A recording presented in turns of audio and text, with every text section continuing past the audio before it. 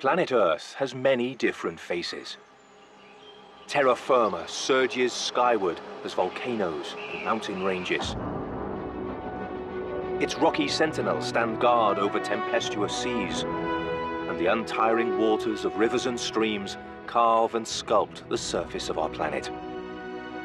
But among this multitude of settings, forms, and environments, there is one kind of ecosystem that reigns supreme as home to the most amazing variety of life. Forests and jungles, the most extraordinary terrestrial ecosystems on Earth, where life pulsates with all its force.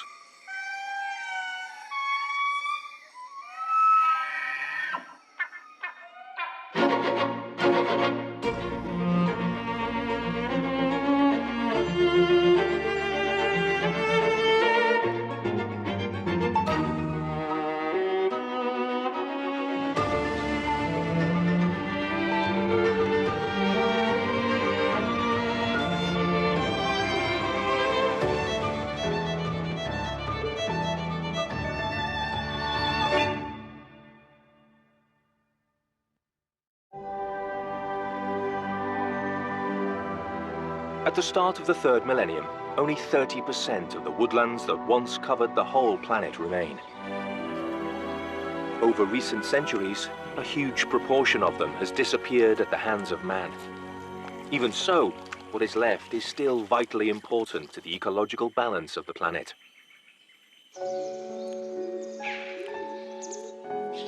One aspect of this natural equilibrium that is essential for life is the fascinating chain of relationships that forests and jungles foster between the things that live in them.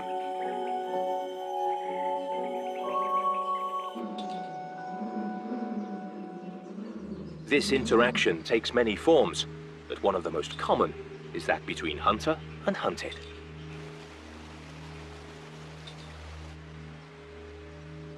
Insects feed on the sap of trees, their leaves and fruit. This is the beginning of an energy chain that the praying mantis knows how to take full advantage of.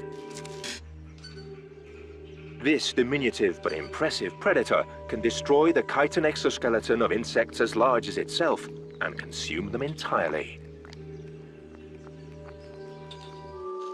And after a satisfying meal, what could be better than a relaxing wash to remove any remnants of food?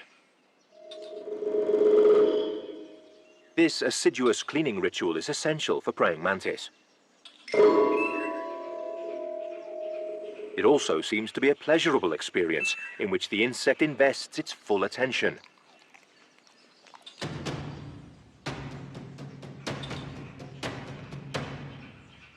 Meaning it is entirely unaware of the danger it is in.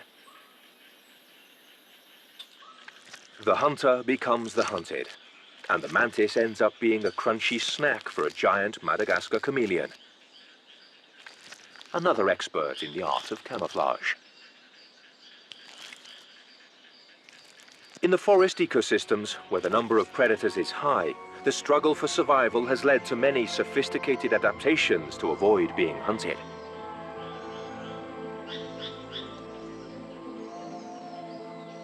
Jungles are, in fact, home to creatures with some of the best disguises in the animal kingdom. In some cases, they are quite simply perfect.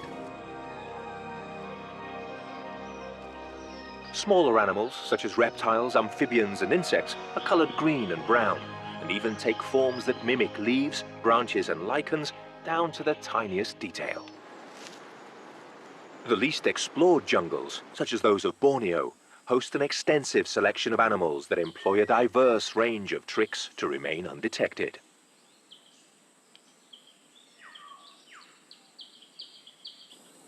Hunter and prey alike need to blend into their environment. Doing so brings many advantages.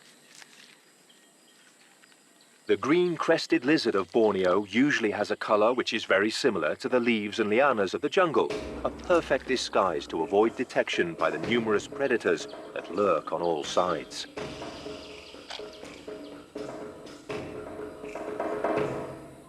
But you also need to keep calm. This lizard has noticed a dangerous monitor lizard very close at hand. Simply keeping still might be enough to deceive the hunter. but it is very close, and nerves are tested. When the monitor lizard draws closer, his nerves give way, and he changes from his usual green color to a striking reddish hue. In the blink of an eye, he has become a colorful and easy target. His survival now depends on just one thing: a speedy escape.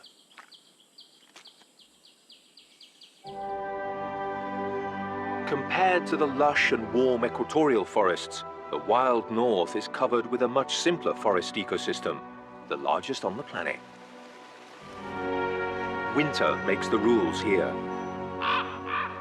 lasting about 8 months each year.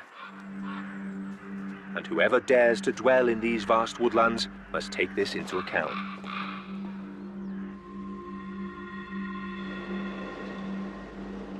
The conifers of the taiga must tolerate wind, ice, and snow. In fact, the coniferous forests serve to temper the intense environmental conditions.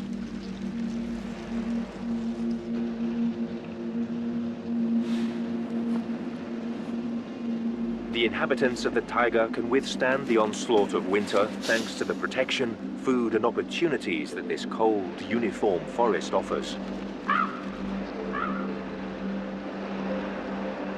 Large mammals resolutely resist the very low temperatures, the snow, and the scarcity of food. Finding sustenance in this frozen wasteland is not easy for anyone.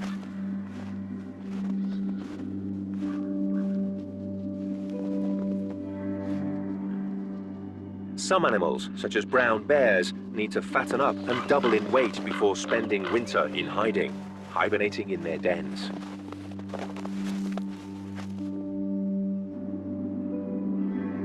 The forest will provide them with sufficient food to meet their needs.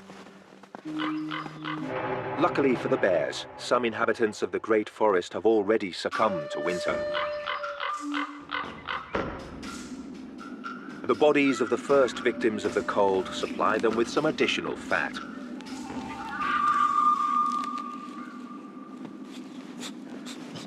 At this time of year, their metabolism converts 75% of what they eat into a thick layer of fat that little by little will be used for energy while they sleep during the winter.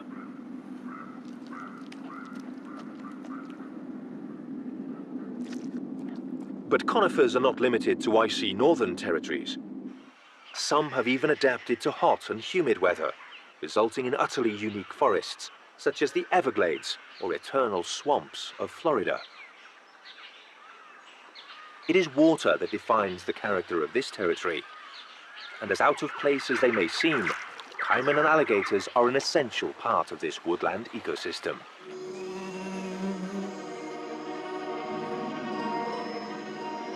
Caiman belong to an ancient lineage.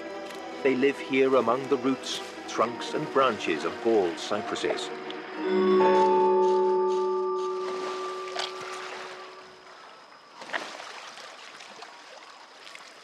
And in the Florida swamps, no one is safe from their jaws.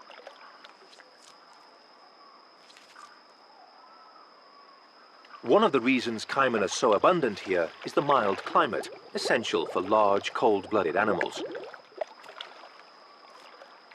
The climate in the Everglades is subtropical, warm and humid.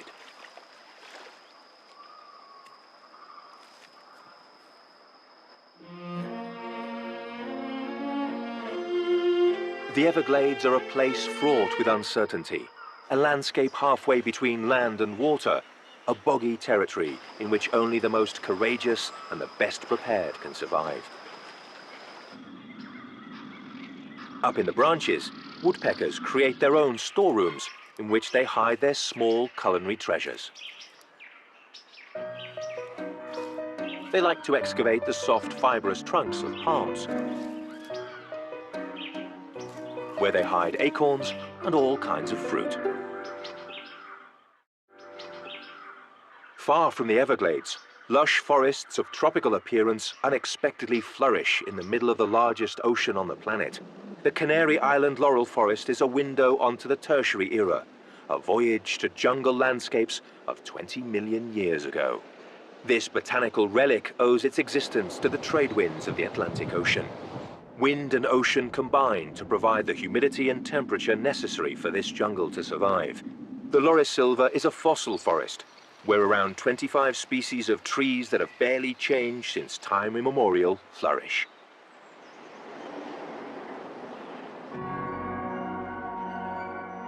The fruits of some trees, such as the vignettigo, are real treats for some relatively recent arrivals, such as the brown rat. Eating these fruits just when, due to the process of maturation, they are full of alcohol, the rats often get drunk and end up falling from the trees. The Laurisilva traps water from the clouds and converts it into streams where Bolle's pigeons, unique to the Canary Island laurel forests, drink and bathe.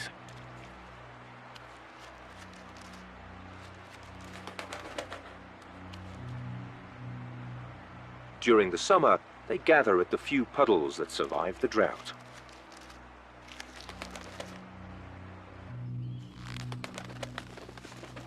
The Laurisilva forest is also home to another bird unique to this region. The laurel pigeon lives in the jungle but nests on volcanic rocks, a habit that costs them dearly. Rats have become serious predators, stealing from the nests of the endemic birds, in particular of the laurel pigeon. About 75% of their eggs are consumed by the rats. The Canary Island buzzard shares the cliffs with the pigeons and, to some extent, is their ally. It is the only large predator on the islands capable of eliminating the rats that have invaded this unique forest. Another lost world has also remained isolated for more than 120 million years, the island of Madagascar.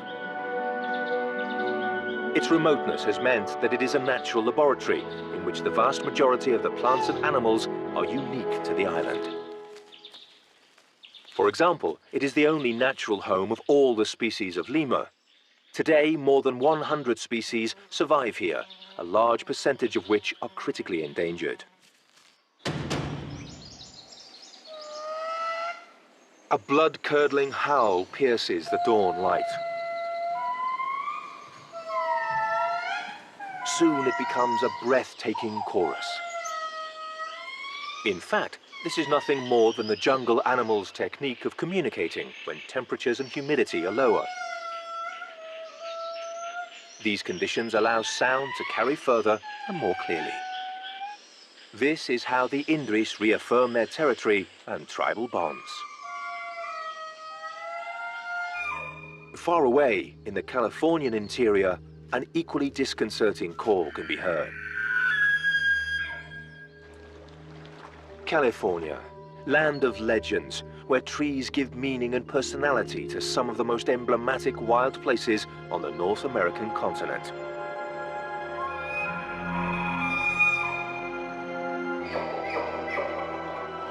The calls seem to emanate from the forest.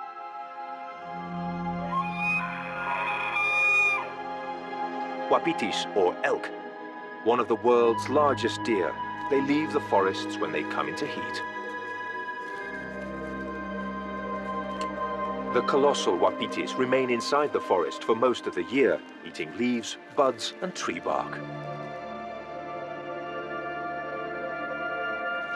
But in autumn, when the rutting season begins, they emerge from the protection of the forest onto the broad meadows where the males gather their harems.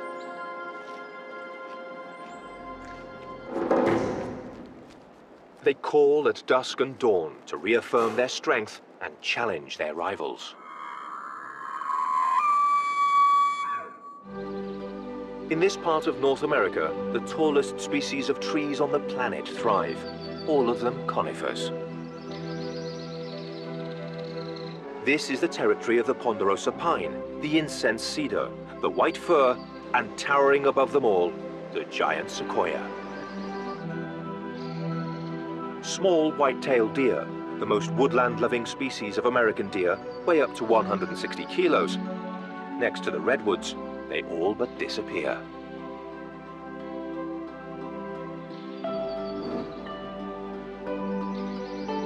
The California sequoia, the giant of giants. It has for good reason been described as the most impressive living being on the planet. It can far exceed heights of 100 meters and has the largest biomass of any living thing on Earth. The largest specimen is estimated to weigh over 2,000 tons. They are also extraordinarily long-lived trees. Some are more than 3,000 years old. The giant sequoias were at their peak in the Cretaceous period. Today, they only exist in the wild, in much reduced areas of California.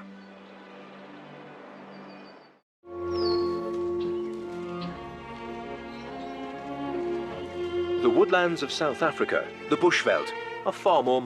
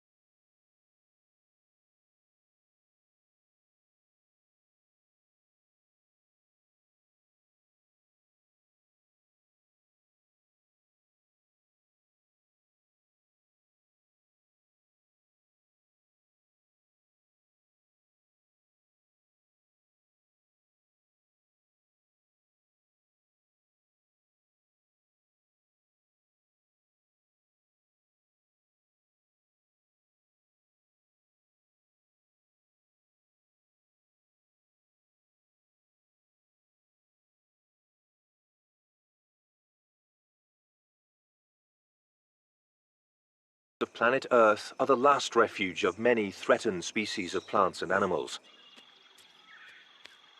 The southern white rhino is facing similar circumstances to its northern cousin. Its population is decreasing dramatically, and it can only survive in the densest savanna.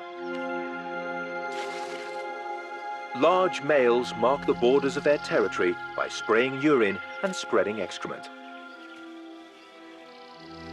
They will tolerate other males up to a point, but when a female in heat appears, tensions rise. The atmosphere soon changes when the males compete for her attention. 2.5 tons moving at 50 kilometers an hour can do some serious damage.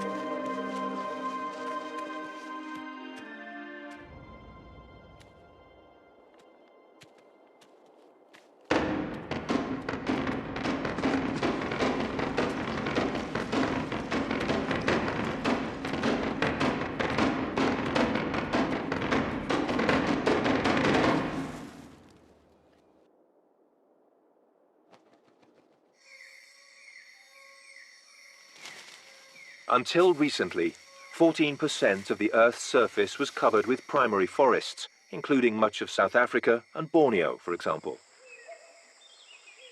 Today, this number has been reduced to only 6%. At this rate of deforestation, the woodland home of the orangutan will have disappeared by 2050. However, these primates, like so many other animals and plants of the forests and jungles, continue their daily lives oblivious to their uncertain future. Orangutan prepare their nest of branches and leaves, making a new bed every night. They're complex constructions, where they sleep safely and protected from mosquitoes and rain.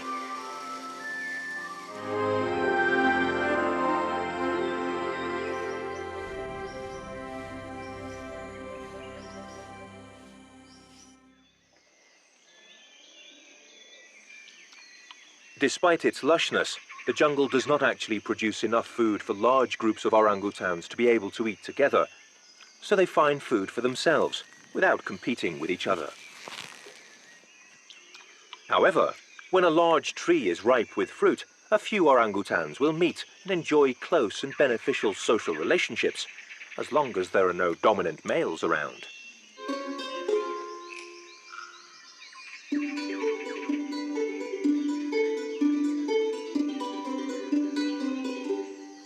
But they will have to resume their solitary, nomadic life soon enough. The diversity of forests and woodlands that extend across the Earth are a true treasure, an exceptional wealth of regions and ecosystems as unique as the mangroves, tropical forests capable of surviving with their roots submerged in the sea. This strange woodland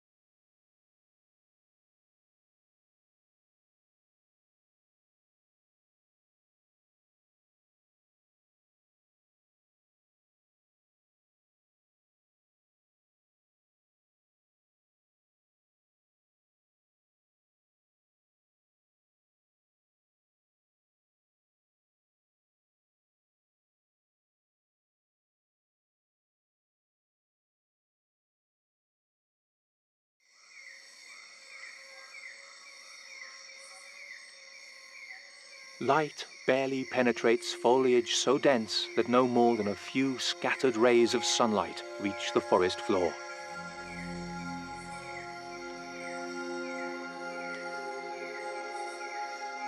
A world of mystery, of furtive shadows, of stolen glances. The jungle seems enclosed in upon itself, keeping its myriad secrets tight within its heart. These are some of the oldest and most impenetrable jungles on the planet. Here, millions of creatures hidden away for millennia have never been seen by human eye. One of the largest assemblies of living beings that has ever lived on the face of the Earth survives here. Isolated from changes driven by geological processes, glaciation, or man. The paleo jungles of Borneo and Sumatra are a treasure trove of life.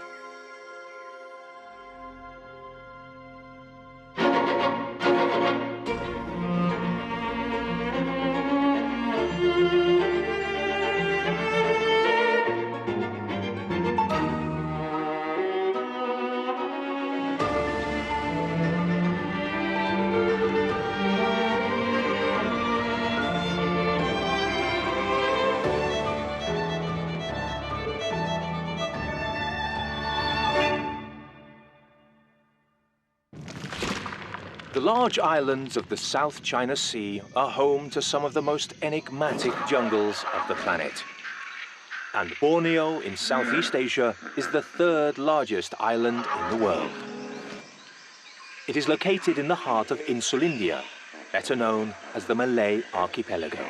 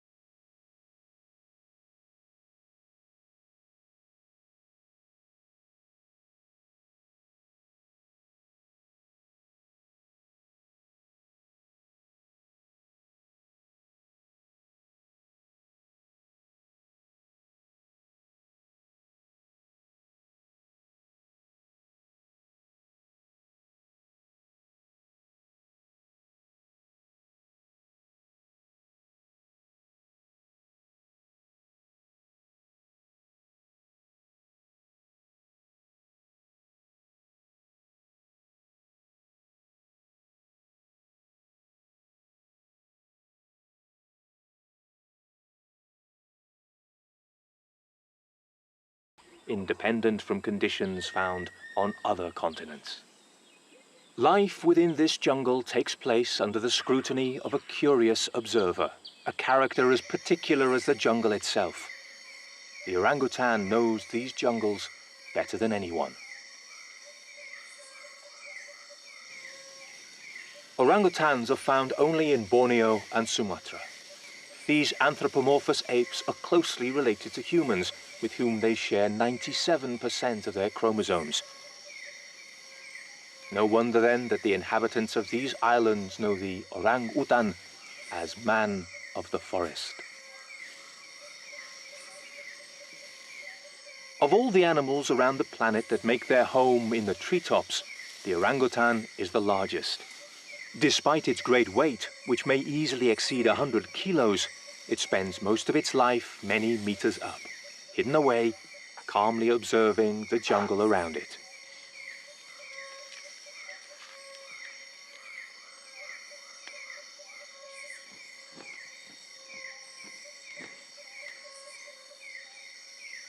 The jungle ecosystem that is the orangutan's only natural habitat is overwhelming in the number and diversity of living things found here.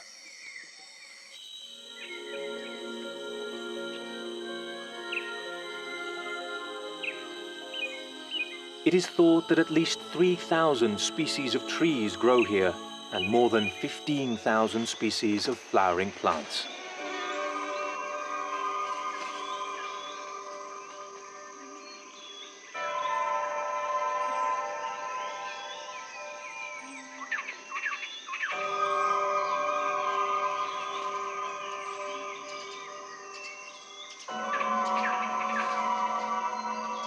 And this abundance of higher plants allows the existence of countless animals.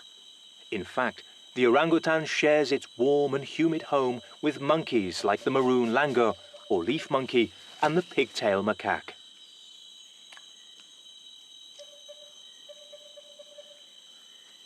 These forests are complex ecosystems that permit each animal to specialize in exploiting the available resources, although somewhat unusually, the macaques buck that trend, as they are able to exploit a more varied diet, as the occasion demands.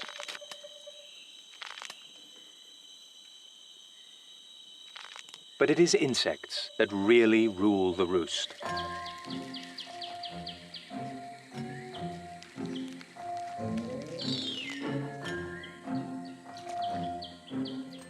It is believed that about 1 million species, most of them still unknown, may live here.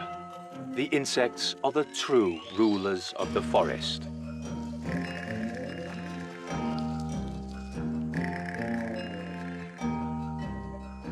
But that doesn't mean they don't have enemies. The flying lizard is an expert ant catcher. The female, a terrific hunter. The key is to find a good tree trunk and wait. If she has chosen her hunting spot well, a feast is guaranteed.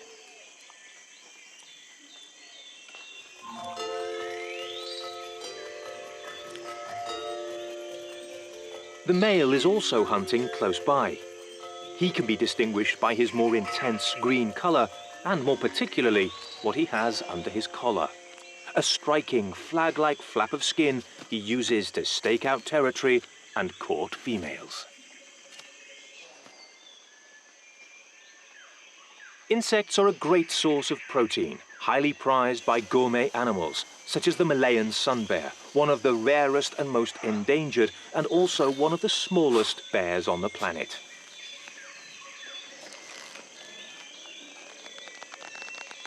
It lives in the rainforests of Southeast Asia and on the islands of Borneo and Sumatra.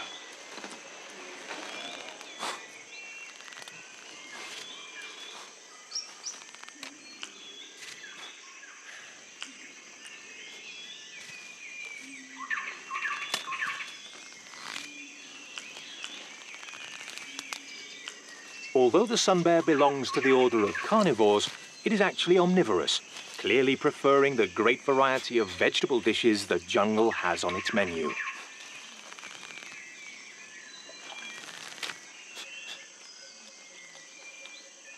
But like most bears, it also eats honey, small mammals and reptiles, and of course, crunchy insects.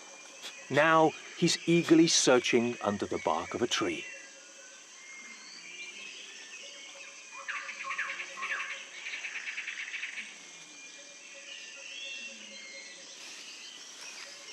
Insects are everywhere and exploit all the resources offered by the forest. And of course, they themselves are a vital link in the food chain of this ancient ecosystem.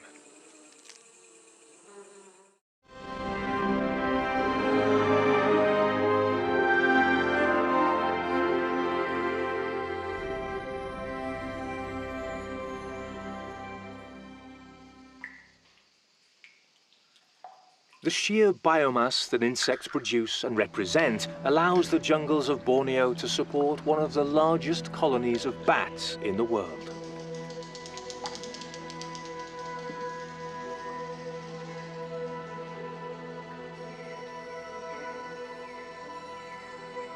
Every day at dusk, millions of bats emerge from the depths of the jungle.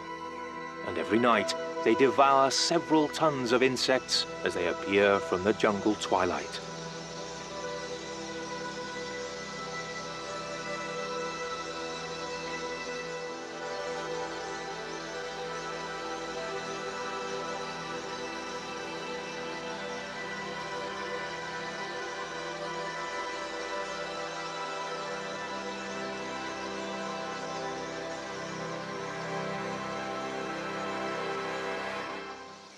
While the bats patrol the evening skies, an orangutan prepares his bed for the night, making a platform of branches and leaves.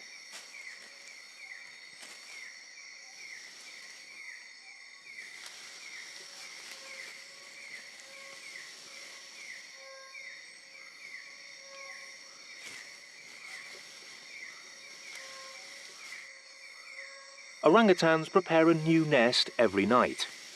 Even so, they are complex and secure structures that protect them from mosquitoes and rain.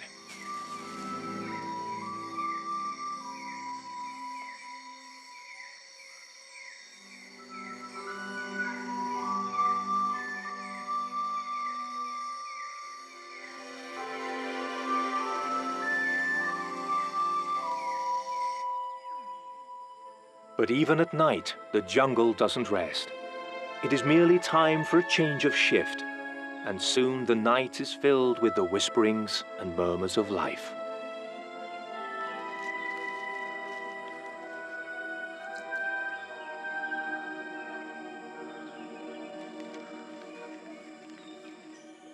Dawn, and the orangutans lazily emerge from their slumbers. They're in no hurry. They are, after all, living in paradise.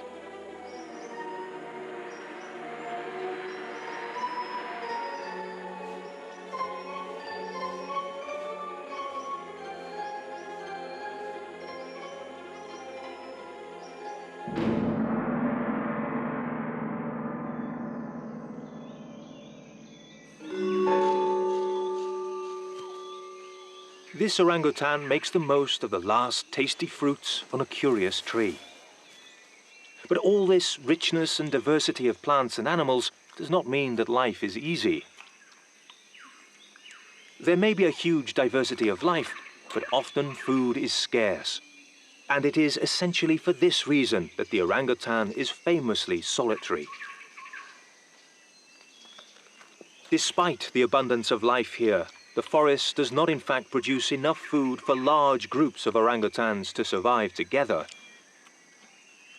So they would usually fend for themselves in order to feed without competition.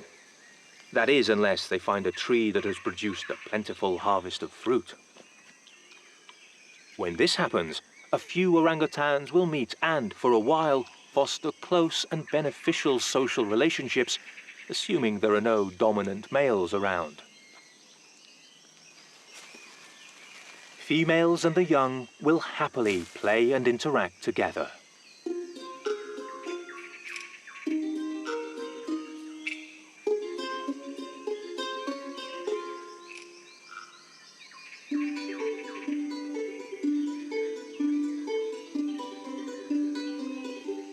but eventually they will resume their solitary and nomadic life.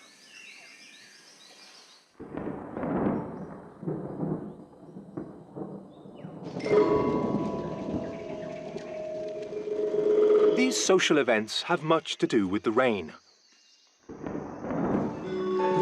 The forests of these huge islands are drenched on an almost daily basis by tropical storms. The rain almost never alters the customs of the forest inhabitants.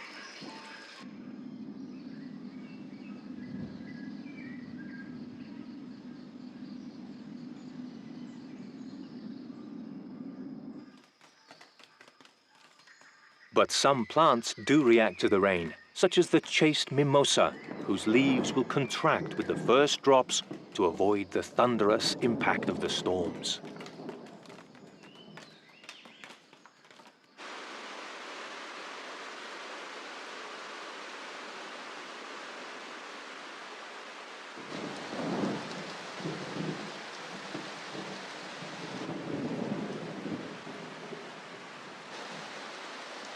Such huge quantities of rain give life to numerous streams that converge in very large rivers.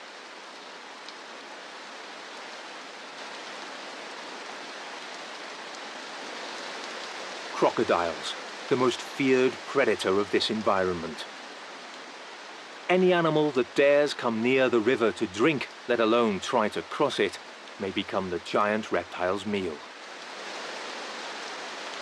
In the darkest, murkiest waters of the jungle river, crocodiles are bound up in a constant duel.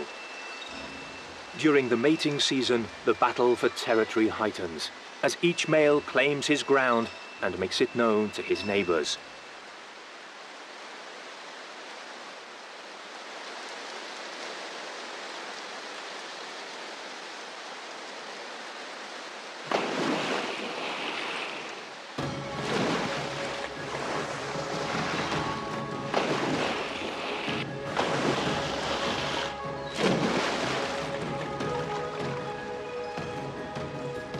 On this occasion, discretion is the better part of valor for the weaker pretender.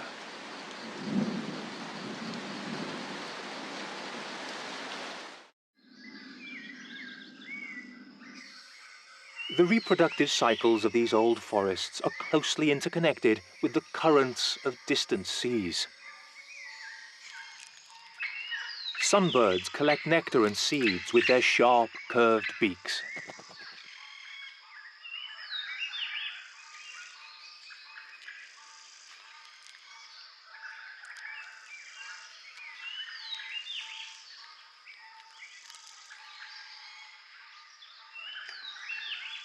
And parrots look for fresh seeds. All depend on the tropical ocean current known as El Niño and its associated weather phenomena.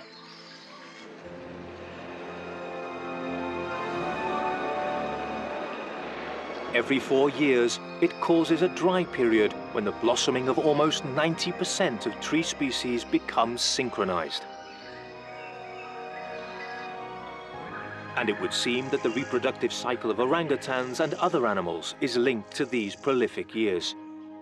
So females come into heat at these times, and a few months later, their young are born.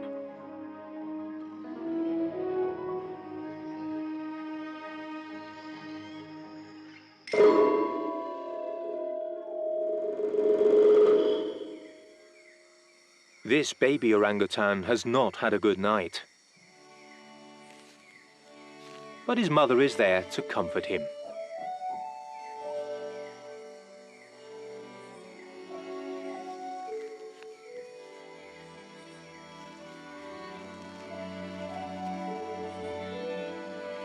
Orangutan mothers are responsible for teaching their offspring all about this marvelous world.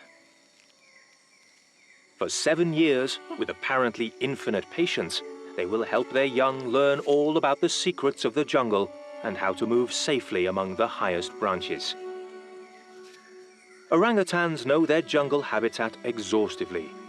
They know where to find the more than 300 different species of vegetables and fruit they feed on.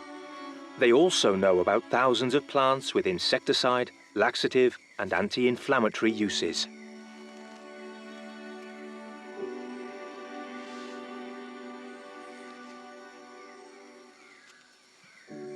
The young also learn to distinguish between their neighbors, those who are edible and those you have to run away from. Among the latter, there is a curious cast of soft, slimy characters.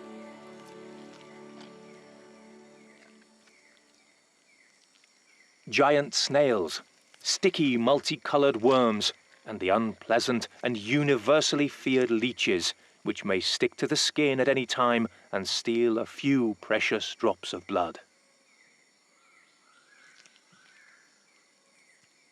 Orangutans share the jungle with the strangest of invertebrates and the rest of their many neighbors, all linked by mysterious, invisible bonds.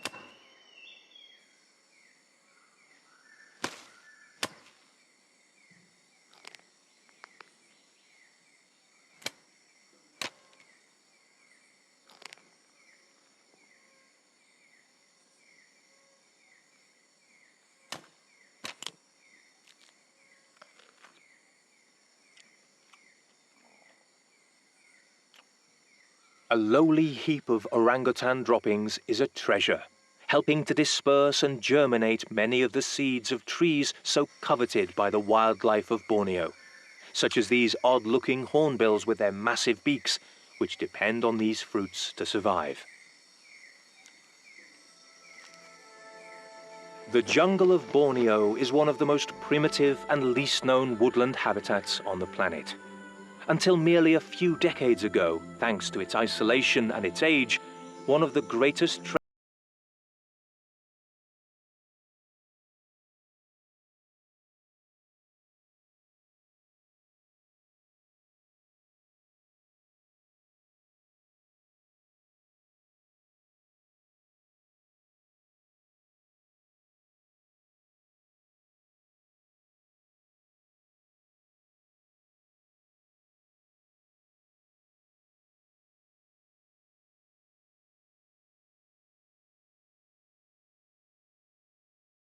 prizes still lie hidden amid the mist and the moisture of these abundant, enigmatic jungles.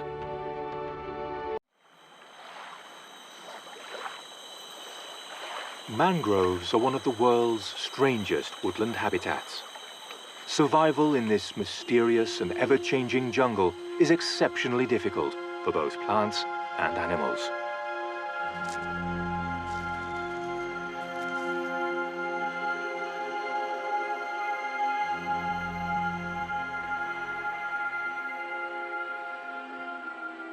This environment does not suit everyone, but many creatures make their home in this extraordinary jungle that emerges from salt water and foul-smelling mud, in a tropical atmosphere and under the influence of the moon. And its inhabitants are as enigmatic and mysterious as the environment itself. The moon's invisible but constant sway gives rise to one of the most productive, strange, and little-known ecosystems on Earth.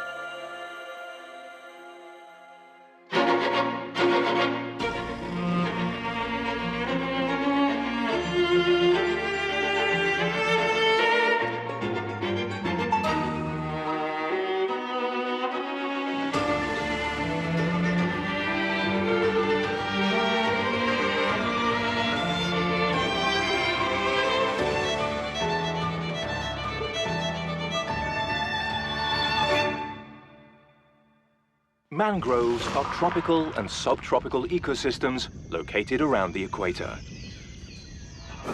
Those in Borneo and Malaysia are among the richest, largest, and best preserved.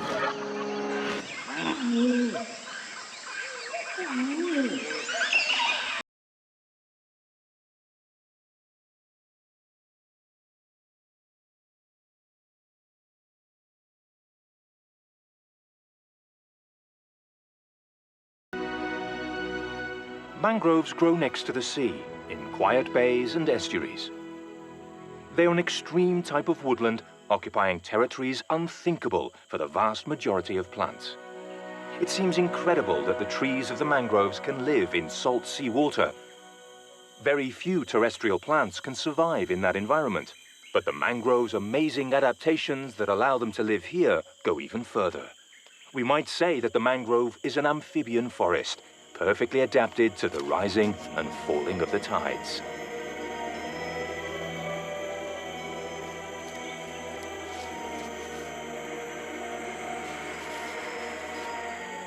The biological richness of mangroves is remarkable. Low tide is celebrated by thousands of small creatures, especially crabs, engrossed in a bizarre ritual. The males emerge from the mud and begin their extraordinary claw dance.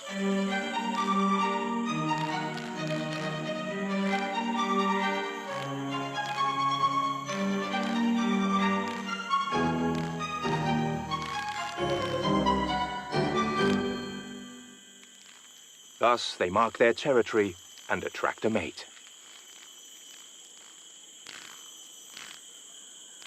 For fiddler crabs, it is clear that size matters. The male with the largest claw is more likely to maintain its territory and so reproduce. But it is not always enough just to show off your size. Male crabs sometimes engage in balletic displays of prowess to decide who's in charge.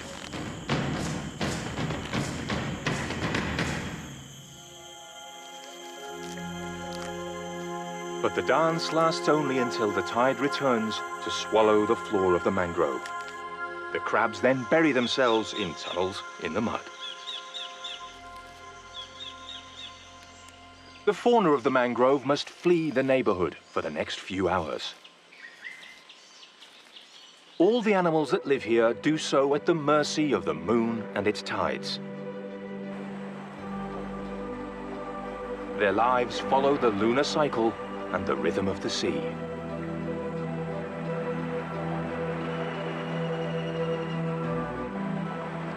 Some of the mangrove's most stalwart inhabitants take refuge inland, waiting for both the tide and the heat to drop. On the hills overlooking the mangrove, the air is cooler.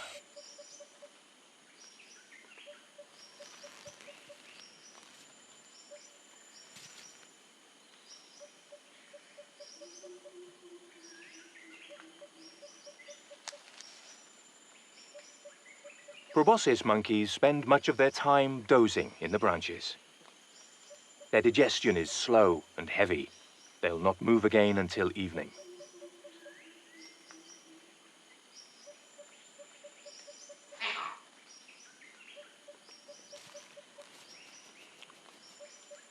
Not far away, on the lower branches, crab-eating or long-tailed macaques also take a break.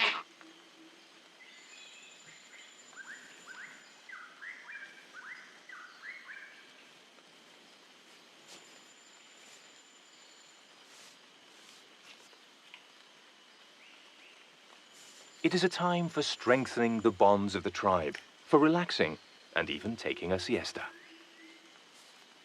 Grooming rituals have both a calming effect and also help maintain friendships and alliances. Monkeys that groom together will support each other in cases of conflict with other group members.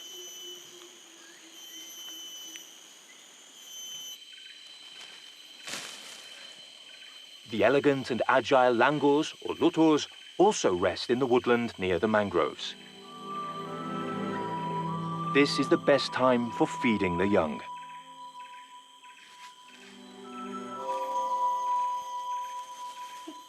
The youngest family members are a striking orange color, allowing parents to find them quickly in cases of danger.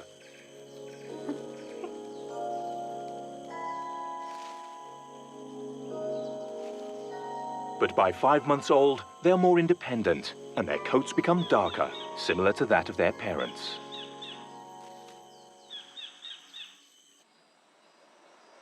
While the tide is high in the mangrove, only birds and insects can continue their normal activities.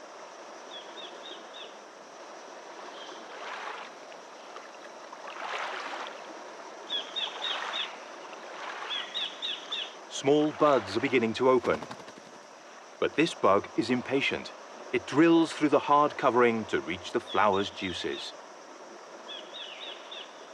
Bees, however, prefer more traditional methods. They wait for the flowers to unfold to feed on the nectar. And in doing so, they contribute to the pollination of this unique forest.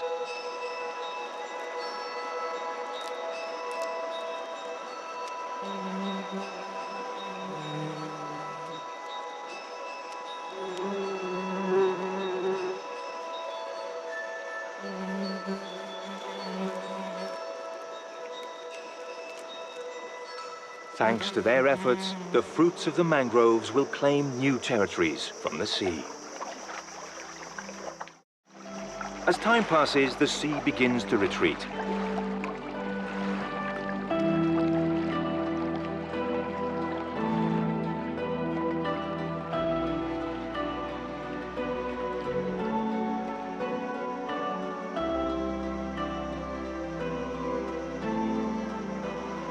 And the muddy mangrove floor is exposed to the air.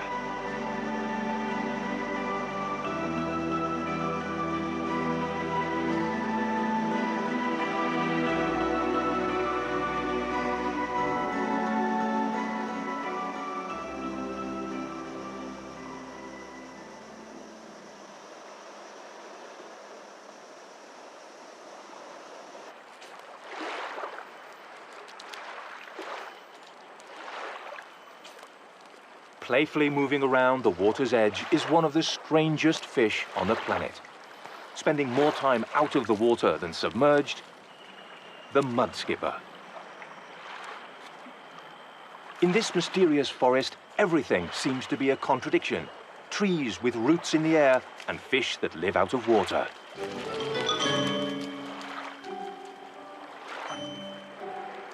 Mudskippers can be found throughout the mangroves of the Indo-Pacific Seas and the African Atlantic region.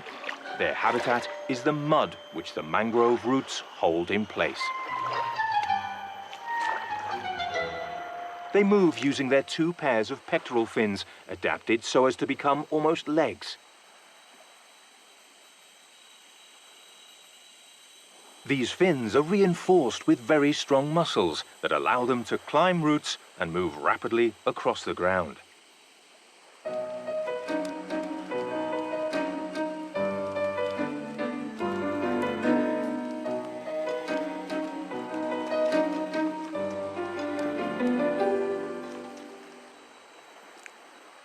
But this is not their only adaptation. They have large, bulging, mobile eyes, exceptional among fish.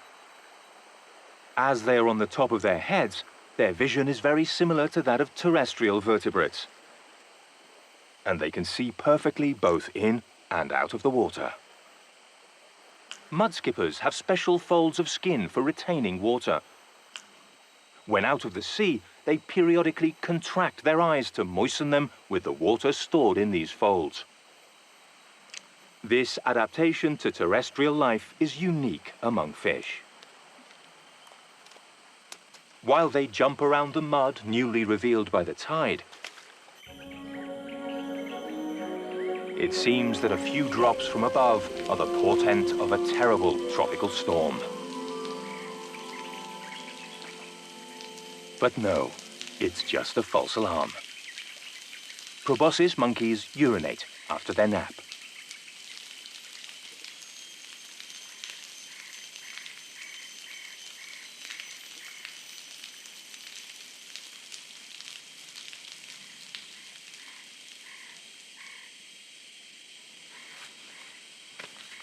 Relieved and now carrying less weight, they leisurely jump through the branches, heading towards the appetizing mangrove trees.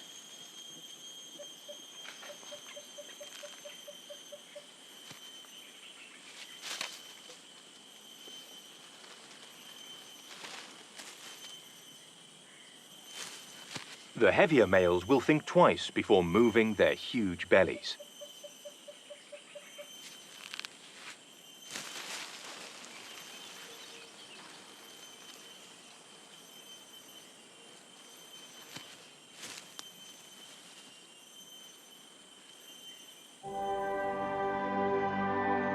silvery lutungs, quicker and more agile than their cousins, the proboscis monkeys, have already made their way into the upper mangroves. They usually investigate the boundary line between beach and trees, where vines and freshwater rivulets abound.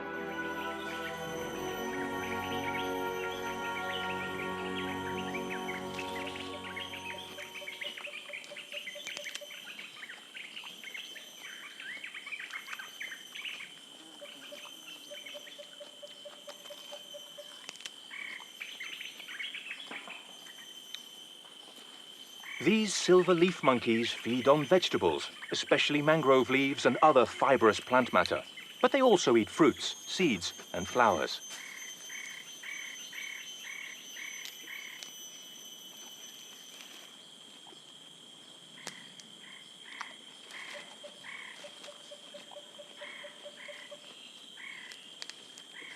Their sharp, ridged teeth are designed for tearing and chewing even the oldest and toughest leaves. Thanks to these adaptations, they can live in forests that other langur species without such adaptations would be unable to inhabit, as they cannot eat this diet. And so they're spared direct competition from similar species of monkey. In order to avoid predators such as the feared crocodiles that inhabit the mangroves, langurs only rarely come down from the trees.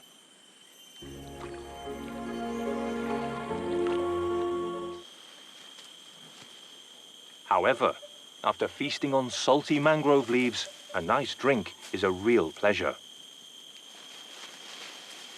And some are willing to risk a great deal for a good drink.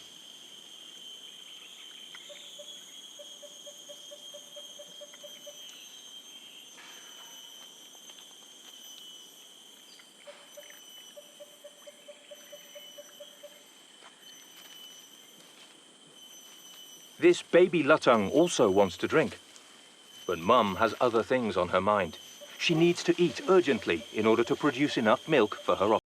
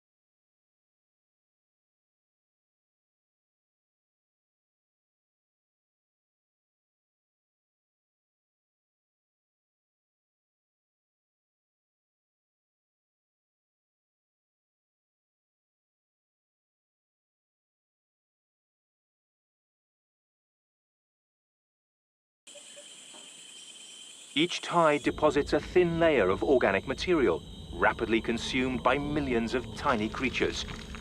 These are the most abundant and are the first link in the food chain.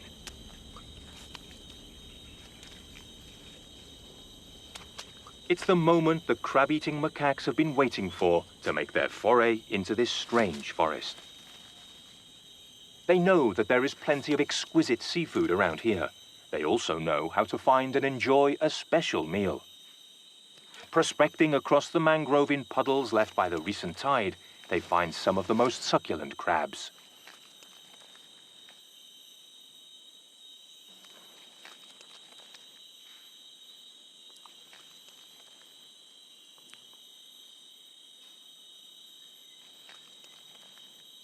Macaques learn from experience, discovering the secrets of their environment every time they venture out into the swamp in search of food.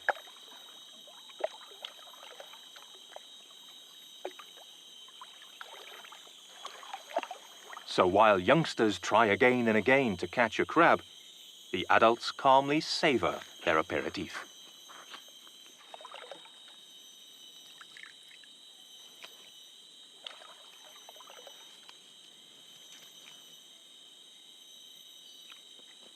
The excursion has been a success, but it seems that the returning sea is intent on drowning everything. It's time to retreat.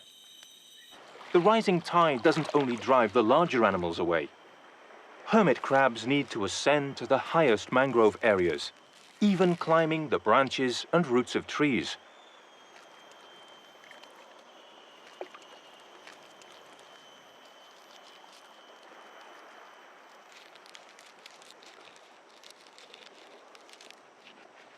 At least as a temporary escape.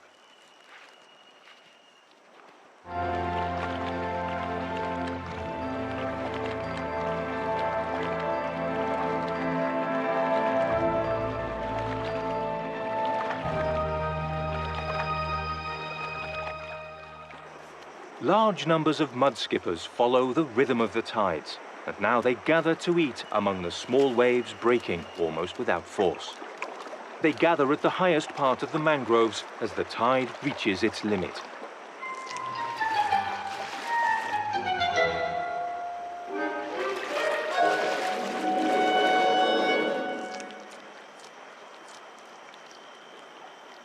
Apparently dead shells come alive.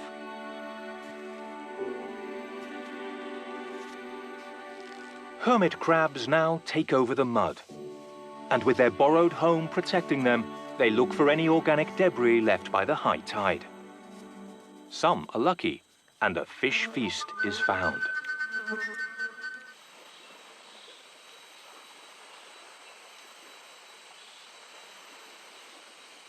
This horseshoe crab, a strange arthropod that has inhabited the seas for 300 million years, was left stranded at low tide. And if it cannot right itself, soon it will become part of one of the mangrove's inhabitants' supper. It is a delicacy that is enjoyed only very rarely. Later in the evening, the bearded pigs, just like the hermit crabs have done, will scour the mangrove beaches. Perhaps one of them will find the delicious prostate horseshoe crab. Crab-eating macaques also roam the beach at sunset. The mangrove always has something new for them to eat, and it is they who find the horseshoe crab. Hierarchy imposes a strict order at table, and the most powerful females are the first to eat. The youngsters have to be content with leftovers.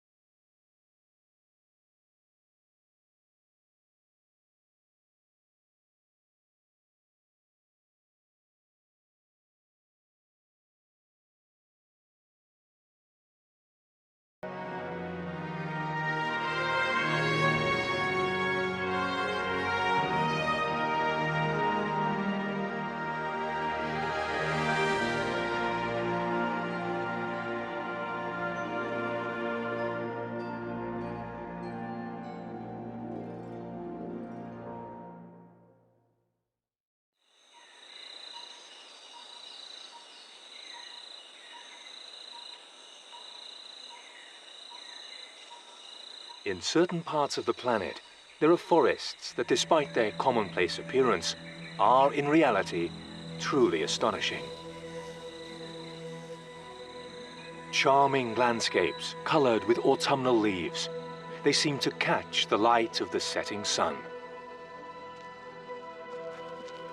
And while that would be nothing out of the ordinary in some places, these forests are found in the south of Africa. And though it may look like a European autumn, it is in fact the middle of a cold and dry summer. These humble southern forests grow far from the deep jungles of the equator or the grassy plains where millions of zebra and wildebeest graze. Their presence here in this part of the African continent seems puzzling, out of place even. But it is here that the most remarkable fauna in Africa lives in a unique relationship with this unexpected forest.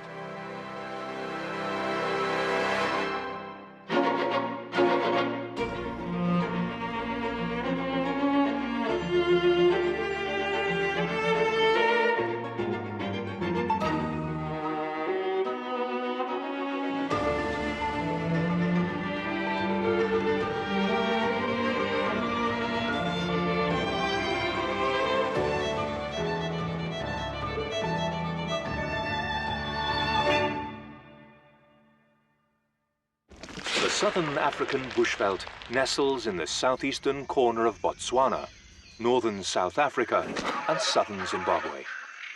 It is part of the vast savanna that covers much of Africa, occupying 54% of the southern part of the continent.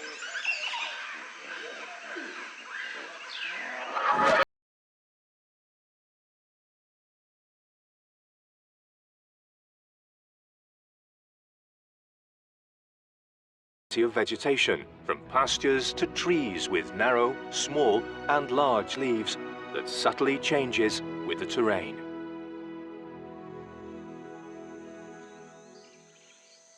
It may not be a dense, impenetrable jungle, but the bushveld is still an immense maze of trees and bushes, a refuge for large numbers of animals, many of them in critical danger of extinction, such as the black rhino. This scrubland is their last hiding place, their only remaining sanctuary.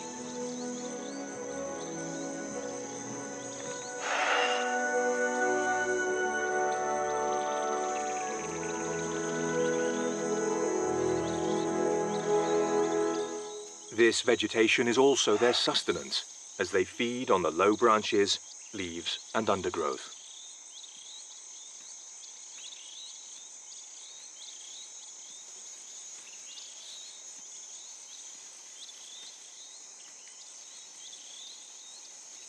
With their impressive horned snout, they delicately search out succulent morsels that have withstood the cold, arid southern summer.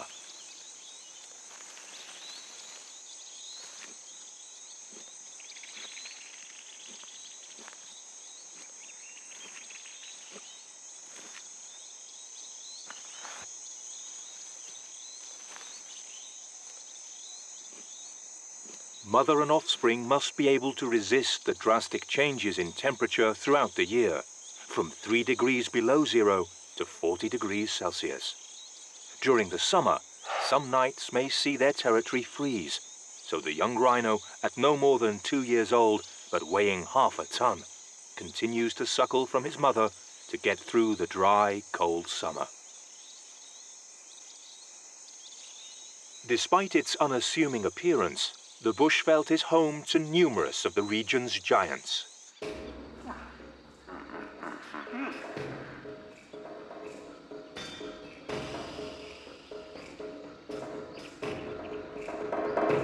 Buffalo, zebra, and wildebeest roam the territory discreetly, coming and going among the scattered tree cover.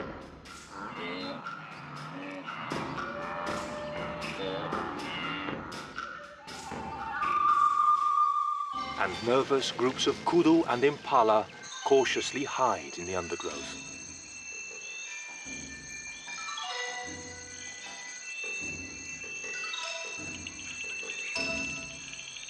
Being able to hide or flee into the brush gives them a sense of security,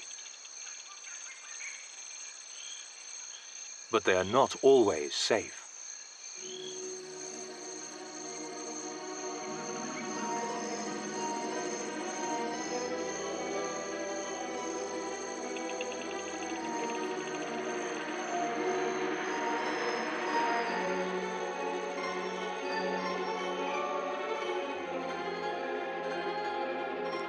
Wild dogs patrol the bushveld, preparing an ambush. Like the black rhino, this unique species is also critically endangered.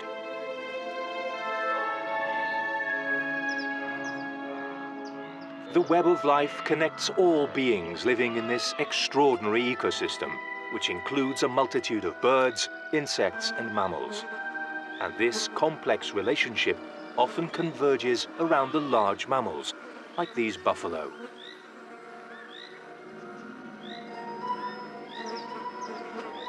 Thousands of flies, ticks, and other parasites make their home in their fur and even in their ears and noses.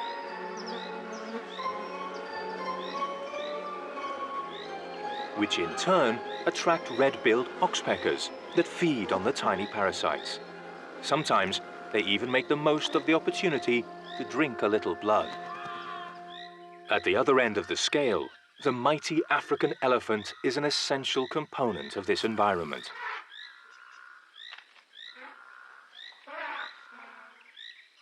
Nowhere in the world is the relationship between landscape and its inhabitants more evident.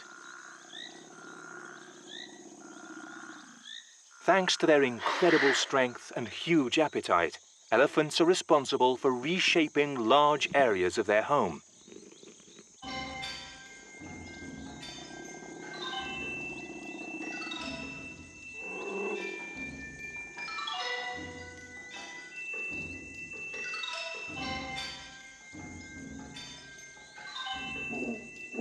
It is a relationship of both love and destruction that remodels this landscape on a daily basis.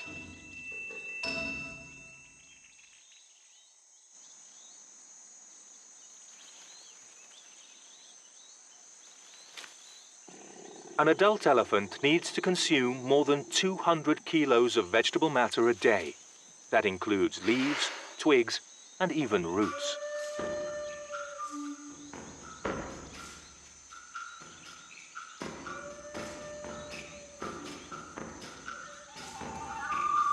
Their favorite food is the trees of this woodland, and a few sharp thorns are no obstacle.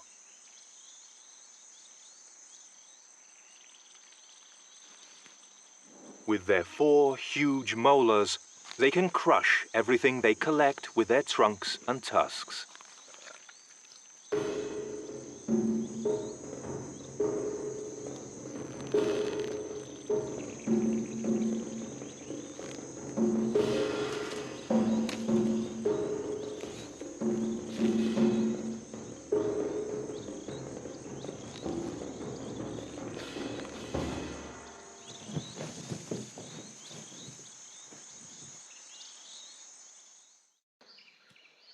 The white rhinoceros, another of the giants that live in this tangled woodland.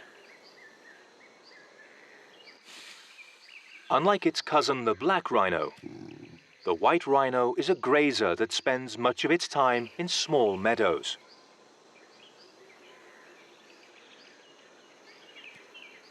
Its long, straight, thick lip is adapted for pulling up the grass that grows between the trees. The white rhino's massive bodies provide an excellent meal for oxpeckers, who cling to and amble around their mobile restaurant, thanks to their specially adapted feet.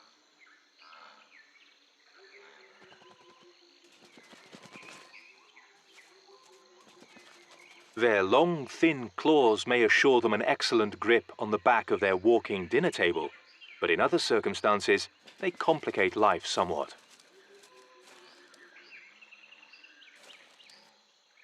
When walking on the ground or having a sand bath, these oxpeckers quite literally are prone to trip over their own feet.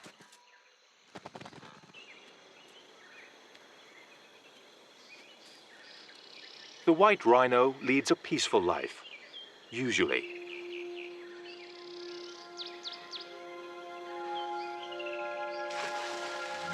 Large males spray urine and leave droppings to mark their territory. Although males will normally tolerate each other, tensions rise when a female is in heat.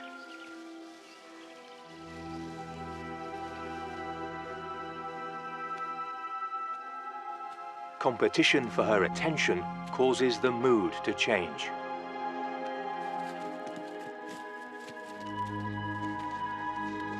And 2.5 tons moving at 50 kilometers an hour can do some serious damage.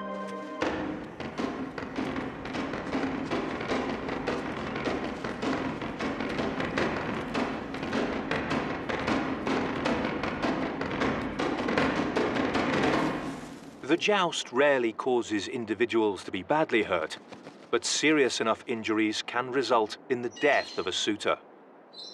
Tragedy is a part of daily life on the African plains, yet another aspect of the superb drama of this magnificent landscape.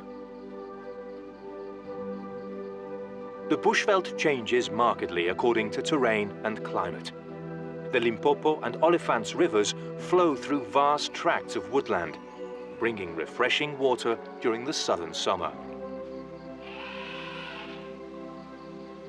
And when the bushveld dehydrates, the foliage of trees bordering nearby rivers provides both shelter and food for many animals.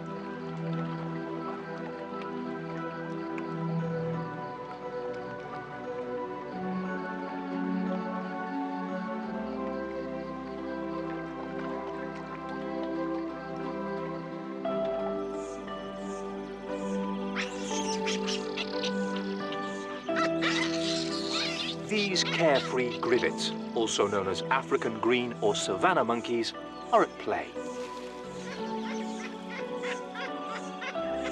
Safe in the knowledge that someone is always on guard.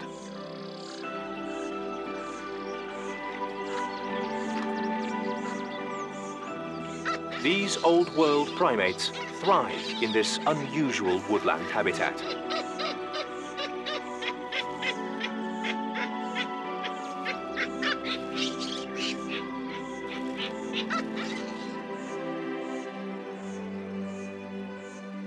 While the surrounding territory dries up, fig trees provide them with delicious and nutritious fruit.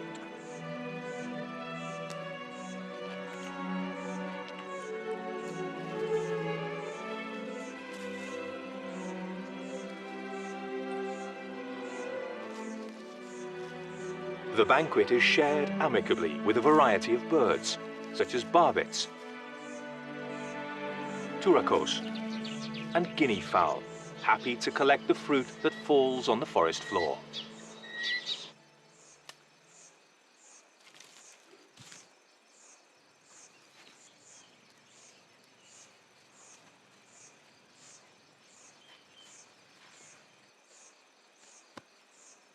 But you should never let your guard down.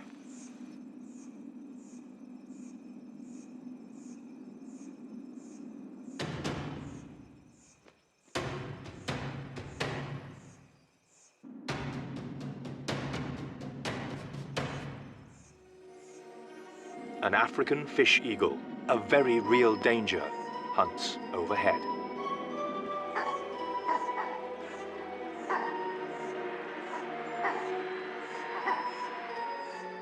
Grivets have at least 3 distinct alarm calls. They can warn of danger from the skies, such as this eagle or a hawk, and they also have special calls to indicate the presence of both leopards and snakes.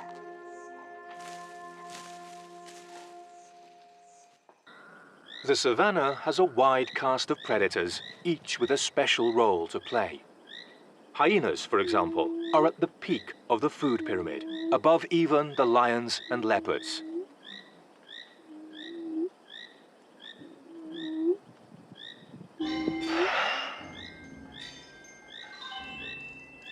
The wounds he received in combat have finally caused the death of this male rhino.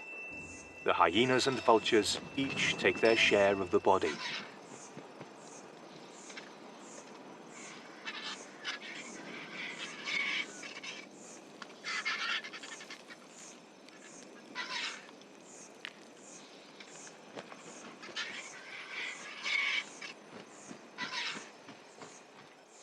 Spotted hyenas are the bushveld's most effective scavengers, but also its greatest hunters.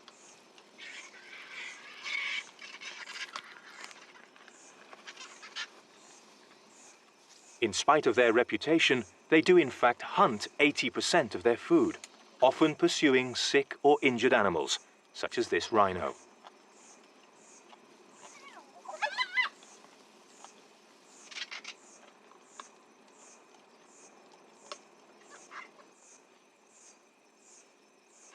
Their bite is the most powerful of all the carnivores, allowing them to demolish even the largest of bones. In addition, their teeth are extremely hard, so in just a couple of days, the pack of hyenas, together with the vultures, will have stripped bare the giant rhinoceros's body, and the woodland landscape will be left clean and pristine. The southern African bushveld is located on a wide, undulating plateau in the interior of the continent, scattered with outcrops of granite, quartzite, and sandstone. These rock formations are home to the small and elusive klipspringer antelope. They're also a favorite haunt of the leopard.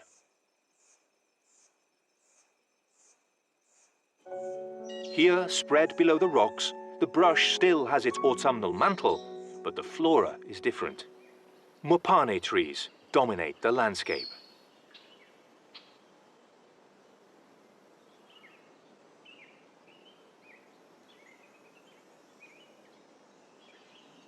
Mopane is a unique species that only grows in this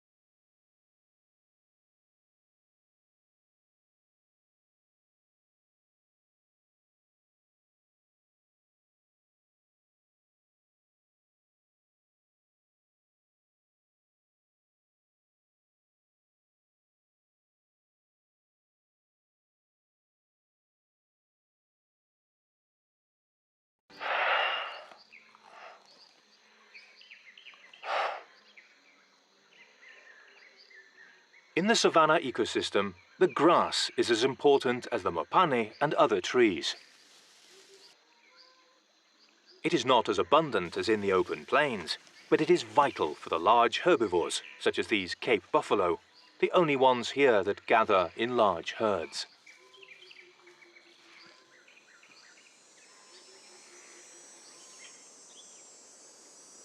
Giraffes graze between the mopane and other bushveld trees. Their long tongues let them pick off the most appetizing shoots, but they must act quickly before the leaves start to fall.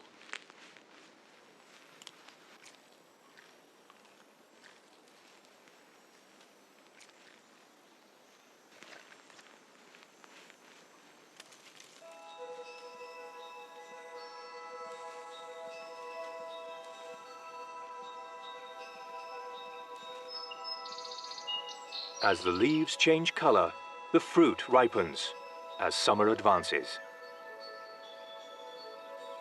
It is now that tree squirrels harvest the mopane's bean-shaped and oil-rich fruit. Thanks to the mopane, these squirrels can find all their vital needs within just a few square meters of woodland, including defense against their predators.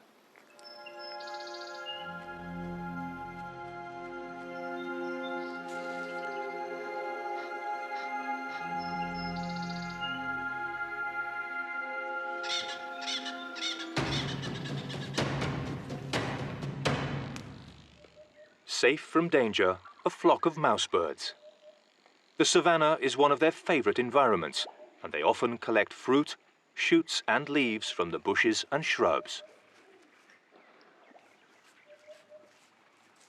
They huddle together to groom and enjoy a bit of physical contact. Forming tight groups like this also helps keep them warm. At sunset in the southern summers, temperatures can drop to no more than 5 or 6 degrees Celsius.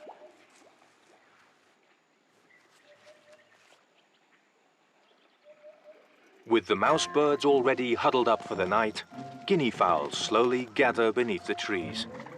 They have spent all day scratching around the ground for seeds, but at night they roost in the branches above.